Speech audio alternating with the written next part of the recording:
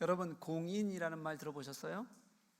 원래는 공적인 일에 종사하는 사람을 공인이라고 사용했었는데, 요즘은 공공성이 강한 사람이라는 뜻으로 사용이 됩니다.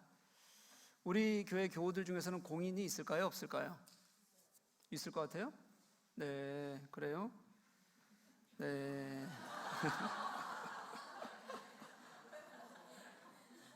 구분이 아주 간단해요. 포털 사이트에 이름을 쳐서 인물 검색에 뜨면 공인이고, 안 뜨면 소시민이라고 생각하시면 됩니다.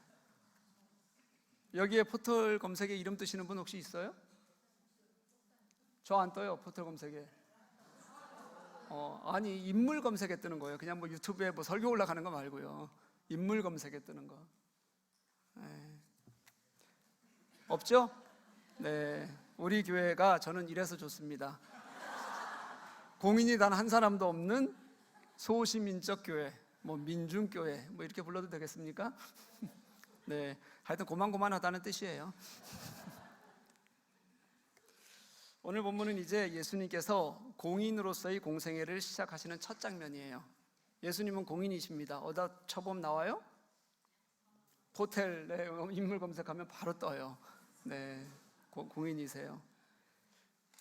오늘 말씀이 있기 전까지는 공적인 역할을 하지 않으셨는데, 이제 오늘 본문에서 세례를 받으시면서 메시아로서의 공적인 역할을 시작하신다. 그래서 우리가 오늘부터 이 예수님의 모습을 공생애라고 저희들이 부릅니다. 저는 이 예수님의 공생애의 시작인 오늘 본문을 어떻게 이해하는지가 우리가 마가복음을 읽는 데 굉장히 중요한 역할을 한다고 생각해요. 그냥 세례 장면이고, 또 우리가 뭐 상상도 이 그림으로 잘 그려질 것처럼 상상도 해봤고, 주님의 세례는 그랬구나라고 생각하는 거 다 좋은데요, 마가가 이 예수님을 통해서, 세례를 통해서 우리들에게 말씀하고 싶었던 것이 있었을 것 아니에요? 그게 저는 더 중요하다고 생각해요. 오늘 본문에서는 예수님께서 세례를 받았을 때 세 가지 중요한 특징이 나오고 있어요. 첫 번째, 예수님께서 세례를 받으실 때 이제 세례를 받고 물 위로 올라오시잖아요. 그때 하늘이 갈라졌다. 두 번째, 성령이 비둘기같이 내려오셨다. 세 번째, 하늘로부터 너는 내 사랑하는 아들이라 내가 너를 기뻐하노라라는 소리가 들렸다. 요 세 가지예요. 마가는 예수님이 세례를 받으셨다고만 하지 않고요, 그 세례 현장을 어떻게 해서든지 설명하고 싶어 하는 겁니다. 그래서 저는 오늘 여러분과 우선 1차적으로는 이 의미를 같이 한번 살펴보았으면 좋겠어요. 먼저 한번 보시죠. 하늘이 갈라졌어요. 이 하늘이 갈라졌다는 단어는요, 찢어졌다 이렇게 번역해도 괜찮아요. 이걸 마태와 누가는 어떻게 번역했냐면 하늘이 열렸다 이렇게 표현했어요. 유독 마가만 하늘이 갈라졌다, 찢어졌다 이런 이미지를 사용하는 거예요. 당시 언어적인 표현법을 보면 어떤 거냐면, 열리면 열린 건 다시 어떻게 될 수 있어요? 닫힐 수 있어요. 그런데 갈라지거나 찢어지면 봉합하기가 어렵습니다. 다시 말하면 구약에서는요, 하늘이 열린다, 이것은 하나님의 임재를 상징하는 거였어요. 그렇게 하나님이 임재하셨던 분, 하나님은 또다시 또 사라지실 수도 있는 거예요.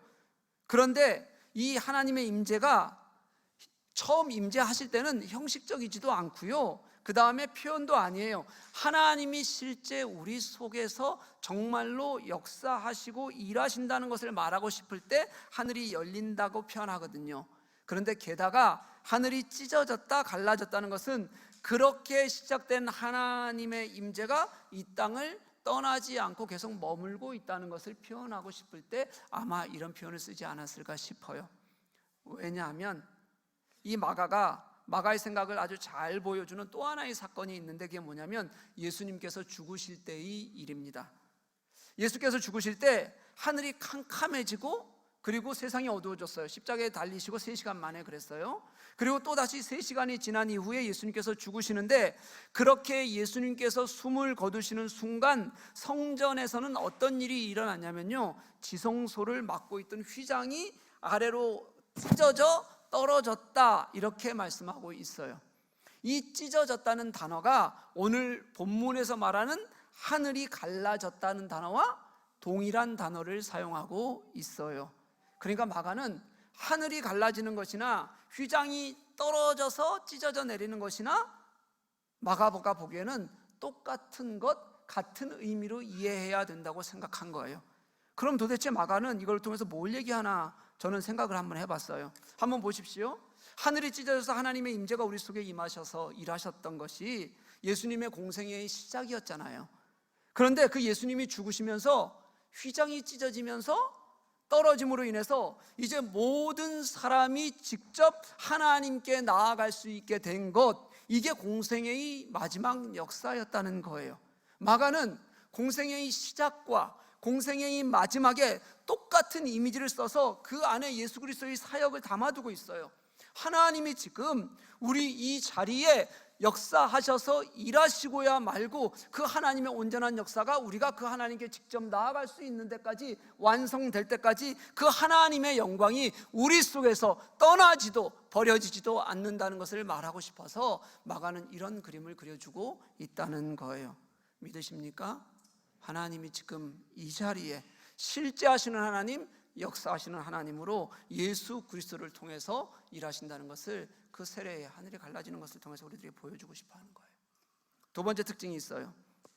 뭐냐면 성령이 비둘기같이 자기에게 내려오심을 보았다, 이렇게 표현해요.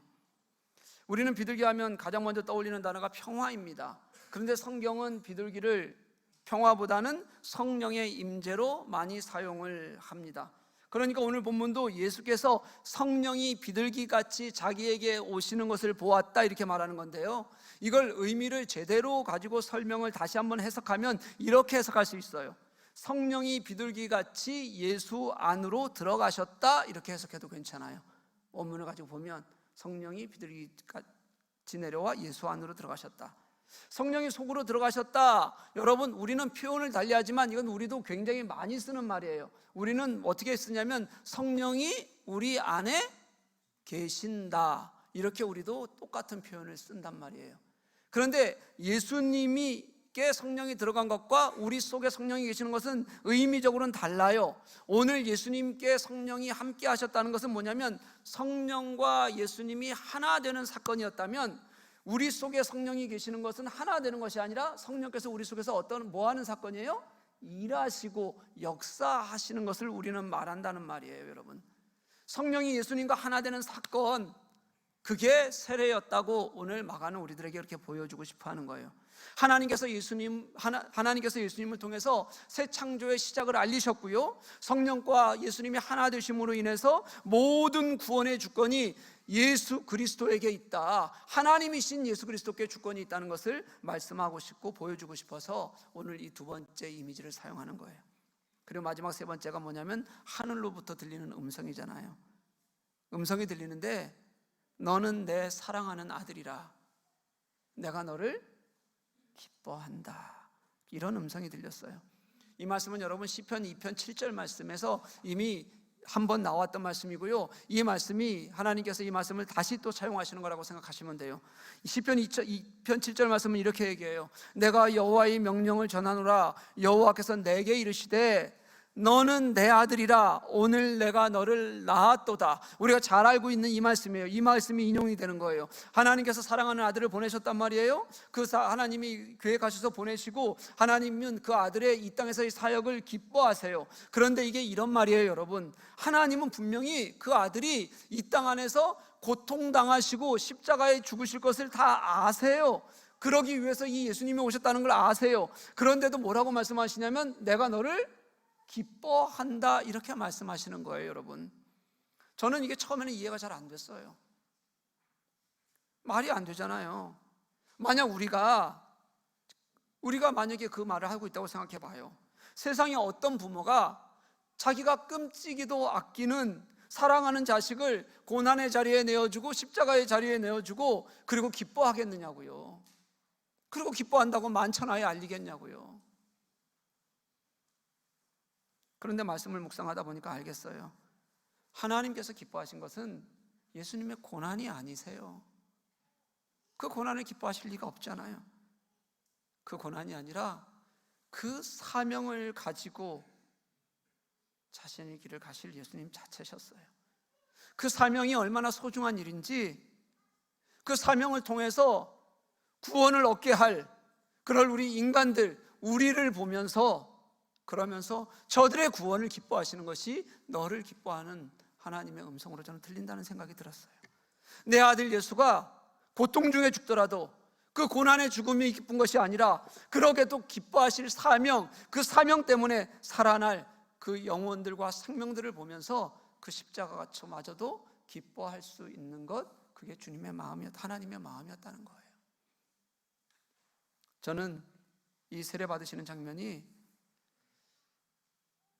우리가 마가복음을 처음 읽으면서 1장 1절에서 보았던 왜 예수 그리스도가 우리의 복음일 수밖에 없는지를 다시 확인시켜주는 말씀처럼 그렇게 보였어요.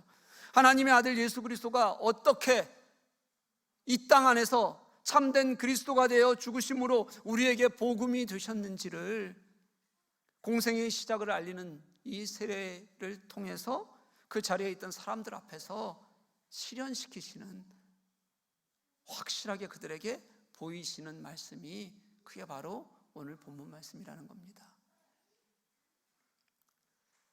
사실 세례 요한의 세례는 상징적인 겁니다. 여러분, 우리가 물로 들어간다고 해서 아무것도 변하지 않아요. 우리의 몸도 변하지 않고요, 우리의 어떤 경건한 능력이 그 물 속에 있는 것도 아니에요. 그래서 요즘도 세례를 형식적으로 받는 분들이 많아요. 때가 되니 받고 시간이 되니 받고 이러면서 그냥 받으면 그 다음서부터는 삶의 변화가 없는 겁니다. 그게 그렇게 귀하지도 않아요. 세례 받고 그 다음서부터 교회 안 나오는 사람들이 수두룩해요. 그냥. 그런데 예수께서 받으시는 세례는 달랐어요. 그가 복음의 주체가 되실 것을 세상에 알리시는 선포였고요, 예수를 믿는 모든 자들을 구원하시는 능력의 선포였어요. 요한의 세례가 상징적인 것이었다면 예수님의 세례는 실제로 역사하는 세례였고요, 요한의 세례가 예수님을 약속하는 거였다면 예수님은 구원의 성취를 그 세례를 통하여 하겠다고 이루시고 계시는 겁니다. 그 성취는 고스란히 우리의 구원으로 이어져서 지금 여기 있는 우리가 주님을 믿고 오늘도 예배하며 주님을 찬양하고 감동할 수 있는 자리로 우리를 불러주신 거예요. 그래서 저는 이렇게 생각해요. 예수님을 향한 하나님의 음성은 이제 그 예수를 믿는 우리에게도 동일하게 하나님께서 주시는 음성이라고 저는 믿습니다. 너는 내게 소중한 자야. 내가 너로 인해서 기뻐. 시편 27편 말씀대로라면 여호와께서 내게 이르시되 너는 내 아들이라 오늘날 내가 너를 낳았다고 말씀하시는 그 말씀이 바로 우리에게 주시는 말씀이라는 거예요. 당연하죠, 여러분. 왜냐하면 예수님의 세례 장면이 이 땅에서 메시아로 오셔서 그 사역을 감당하심을 보여주신 거라면 그 구원을 얻은 우리도 똑같이 하나님의 자녀가 되는 것, 그리고 그 하나님으로부터 그 자녀의 따뜻함을 누리는 건 너무 당연한 거 아니에요, 여러분? 이게 주님의, 하나님의 구속 계획이에요. 마가는 분명히 오늘 이 세례 장면을 생각하면서 구약 시편 말씀을 생생하게 기억했을 거예요. 그 말씀을 아는 마가는 그 말씀도 알 뿐만 아니라 이제 수십 년이 지나서 다시 그 예수 그리스도에 대한 복음을 적으면서, 그러면서 모든 사람을 자녀 삼으시는 하나님의 은혜를 정말 생생하게 깨달았을 거예요. 생생하니까 더 잘 알았을 거예요. 그리고 그래, 이게 우리를 구원하시는 하나님의 은혜다라는 것을 그 세례 장면을 통해서 분명히 느꼈을 거예요. 제가 이번에 이스라엘 성지답사를 다녀왔어요. 예수님께서 복음으로 사시던 땅을 처음으로 밟아보았습니다. 너무 감동이 되고 좋았어요. 제가 책으로 배우던 것과는 다른 것들이 너무 많았어요. 무엇보다 현장에서 눈으로 보면서 느끼는 실제 감동, 현장에서 그 숨결을 느낄 수 있다는 것이 너무 컸어요. 순간순간 감동이 되고 순간순간이 가슴이 뜨거웠어요. 제가 표현을 잘 안 하잖아요. 그러니까 함께 간 분들에게 막 너무 감사하다 막 이런 걸 드러내지 않아서 그렇지, 그렇죠? 뭐 그냥 앞에 그냥 열심히 가다가 또 이렇게 뒤돌아가고 가고 그러잖아요, 그렇죠? 근데 정말 그 순간순간이 너무너무 감사하고 좋았어요. 힘들었던 마음에 치유가 일어나는 느낌이 있었고요. 주님의 사랑으로 회복되는 시간도 나눔을 통해서 갔고요. 군데군데 다니는 곳마다 함께 말씀을 읽고 함께 찬양을 했어요. 같이 예배를 드리기도 했고요. 같이 성찬을 나누기도 했고요. 그러면서 이게 복음의 현장이구나, 나를 찾아오시는 예수님을 가까이에서 그렇게 느꼈습니다. 사진 몇 장 보여드릴게요. 이게 이제 갈멜산이에요. 갈멜산 수도원에서 조그만 수도원 예배처가 있더라고요. 여기서 저희가 첫 번째 찬양을 불렀어요. 첫 번째 도착한 것이라 왕이신 나의 하나님 이라고 제가 이렇게 하는 게 처음이죠. 네, 찬양 같이 불렀고, 네, 갈릴리 바다요. 다음 거 보실래요? 네, 이 갈릴리 바다가 이제 바다를 배를 타고 아까 나갔을 땐 그렇게 출렁이는데 왼쪽에 이게 멘사 크리스티라고요. 예수님의 식탁 교회예요. 부활 후에 예수님이 찾아가셔서 같이 식탁을 베풀었던 교회. 그리고 이렇게 갈릴리가 있죠. 여기서 저희가 갈릴리 호숫가에서 찬양을 불렀고요. 주님은 시몬에게 물으셨네. 이럴 때 하여튼 노래를 해야 되는데, 다음이요. 배를 빌려서 나가서 선상 예배를 드렸습니다. 예수님께서 배 위에서 하셨던 본문을 가지고 같이 말씀을 나누고 기도했어요. 네. 나사렛 마을에서 예수님께서 말씀을 가르치시다가 나사렛 동네에서 죽음을 당할 뻔했던 그 회당이에요. 이곳에서도 같이 찬양하고 또 기도하고. 여기는 아둘람 동굴이에요. 다윗이 너무 고통스럽게 도망을 다니다가 가드에서도 쫓겨나서 미친 척하다가 힘겹게 도망 나와서 숨어들었던 아둘람 동굴. 이곳에서 같이 말씀 읽고 같이 기도하고 축도하고. 끝인가요? 네.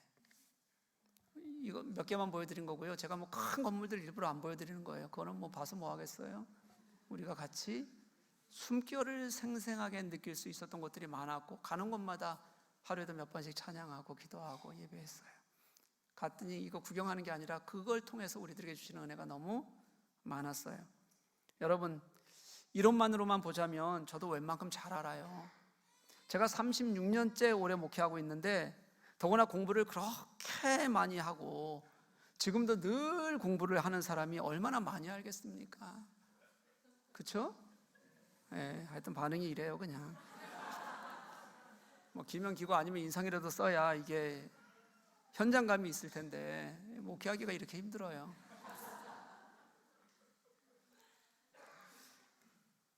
제가 지금 이스라엘 현장 이야기를 하려고 이렇게 농담도 하잖아요.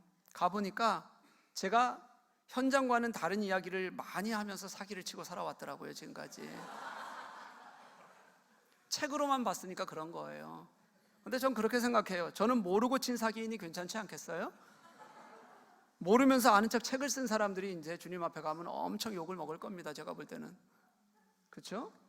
모르면서 왜 사기를 치고 쓰고 그래요. 아무튼 가보니 현장이 아니면 말할 수 없는 것들이 있는 거예요. 저는 마가도 그랬을 거라는 생각이 들어요. 역사를 알잖아요. 진실하게 자신이 그 역사를 살았잖아요. 감동했잖아요. 주님을 만났잖아요. 그런 그가 이제 하늘이 갈라지고 하나님께서 임재하신다는 그 글을 써나가는 동안 이제 이것이 우리 삶에 펼쳐질 하나님의 나라고 하나님의 은혜라는 걸 그가 왜 몰랐겠어요? 그걸 전하고 싶어서 지금 이렇게라도 쓰고 있는 겁니다, 여러분. 하나님께서 우리에게 그러시면서 똑같이 말씀하시는 것을 마가는 같이 듣는 거예요. 너는 내 아들이라 내가 너를 기뻐한다. 사랑하는 교회 여러분, 저는 그렇게 생각해요. 신앙이라는 것은요, 내가 얼마나 기도를 열심히 하는지, 내가 얼마나 예배를 잘 드린다고 하는 것이 아니라 내가 이 땅을 살아가면서 지금 이 자리에서 하나님이 계심을 경험하고 살아가는 거예요. 느끼며 살아가는 거예요. 실제로 그 삶을 살아가려고 애쓰는 것이라고 저는 그렇게 생각해요. 하나님이 진짜 나의 하나님이 되셔서 내가 그분을 나의 하나님으로 진짜 믿고 의지하고 경험하며 살아가는 게 그게 신앙이지, 그냥 머리에다 또는 그냥 내가 가지고 있는 이론에다 둬서 뭐 하시려고요? 그럴 거면 주님이 뭐하러 이 땅에 오셔서 그 고난 중에 죽기까지 하셨겠어요? 여러분, 사랑하는 사람 만나보셨을 거 아니에요? 사랑하면 얼마나 가슴이 절절한지, 그 순간을 살아가고 있다는 것만으로도 얼마나 좋은지,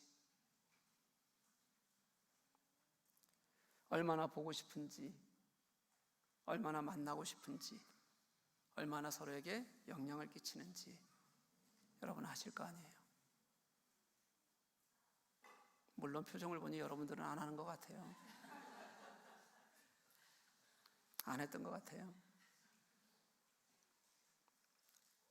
여러분, 우리가 이 땅을 살아가는 건요, 하나님과 함께 살아간다는 것은 내가 그분을 진짜 사랑하면 이제는 주님께서 우리들에게 말씀하시는 내가 너를 사랑해, 그리고 내가 너를 기뻐해 라고 말씀하시는 그 주님의 마음이, 하나님의 마음이 내게도 진짜가 되게 하는 거예요.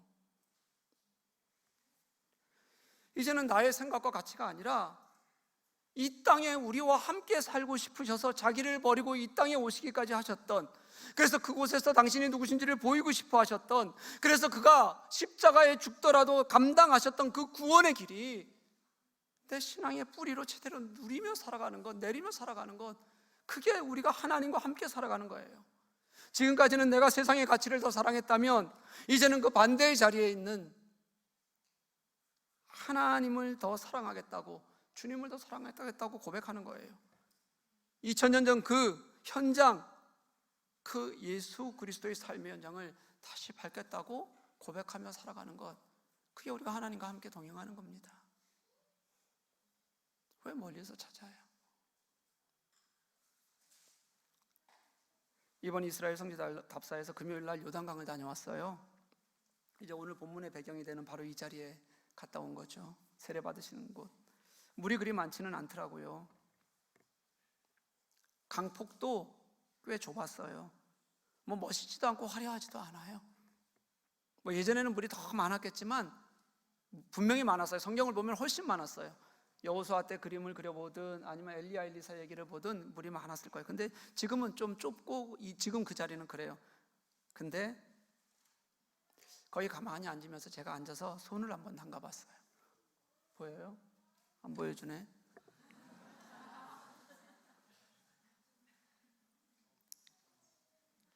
그냥 손을 담가보는 순간 물에 들어간 것도 아니고요, 뭐 세례를 받거나 세례를 밟은 것도 아니에요. 그냥 소심하게 손만 담궜어요. 젖을까봐. 근데 그때 제게 굉장히 큰 감동이 됐습니다. 예수께서 이곳에서 세례를 받으셨구나, 이 자리에서 이 물에 예수님께서 몸을 담그셨구나, 그게 얼마나 감동이 되든지요. 그 짧은 순간이 2000년의 공백을 메꾸는 것 같은 느낌을 받았어요.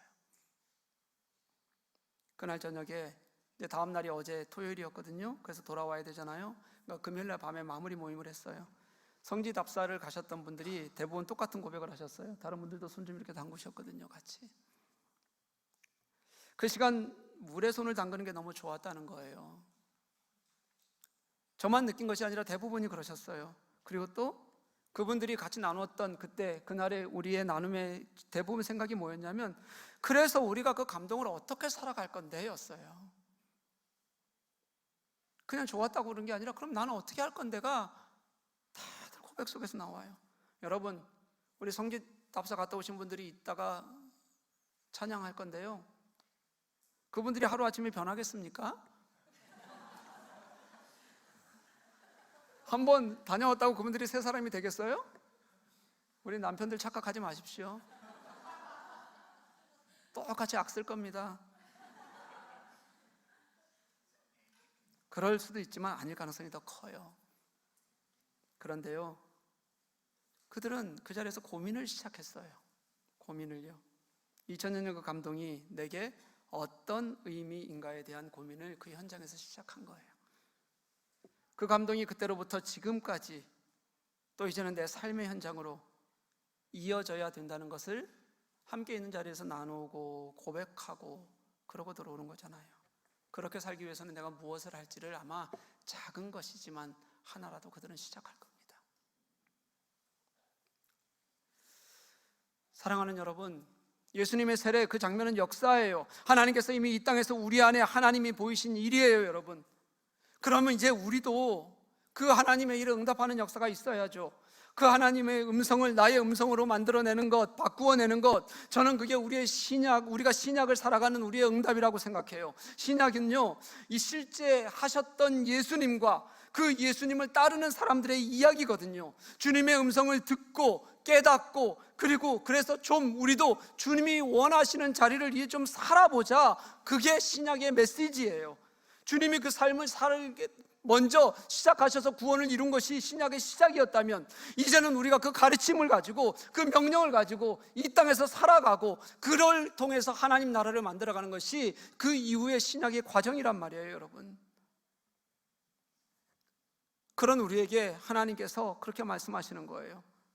하늘이 열리고 예수께서 세례받으셨을 때 하셨던 그 말씀 그대로 우리에게 하시는 말씀이, 너는 사랑하는 내 아들이다.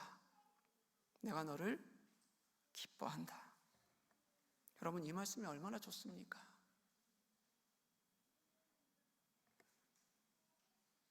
그걸 그 자리에서 우리가 진짜 하나님의 말씀으로 들을 수 있다면 얼마나 감동이 되겠습니까?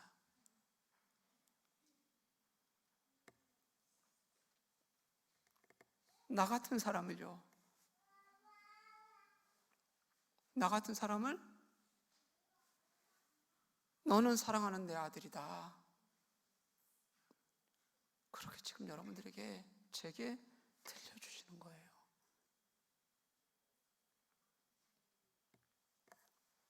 이게 얼마나 은혜가 돼요, 여러분. 그렇다면 이제 우리가 그 구원의 은혜를 어떻게 이 땅 안에서 살아야 할지를, 주님이 이 땅에서 구원을 이루셨던 것처럼 우리가 이제는 어떻게 그 구원을 구체적으로 이 땅에서 하나님 나라를 향하여 살아갈 수 있을까? 십자가는 이 땅을 살아가게 하는데 우리들에게 힘이 될 뿐만 아니라요, 그것이 우리가 살아갈 때 그 십자가가 하나님 나라를 확장시키고 그 하나님 나라가 이 땅에 임하게 하는데, 하나님은 우리를 도구 삼아서 같이 숨쉬고 가기를 원하시거든요. 그때 우리의 삶이 더 큰 능력이 되는 거예요. 어제 마지막 답사가 비아 돌로로사, 예수님의 십자가 길이었어요. 재판 받으시던 장도서부터 하나하나 언덕으로 올라가는 겁니다. 그 마지막이 무덤교회였어요. 무덤교회에 올라갔는데 사람이 너무 많아요. 정말 꽉 차갖고 그 교회 안으로 진입하는 게 너무 힘이 들 정도였어요. 그 안에 들어가면 십자가가 있었던 곳, 예수님의 시체를 염을했던 곳, 그리고 또 예수님은 안 계시잖아요. 부활하셨으니까 예수님의 그 무덤을 좀 이렇게 새롭게 만들어 놓고 이렇게 막 사람들 가서 만지고 하는 곳, 그런 것들이 이렇게 안에 쫙 있어요.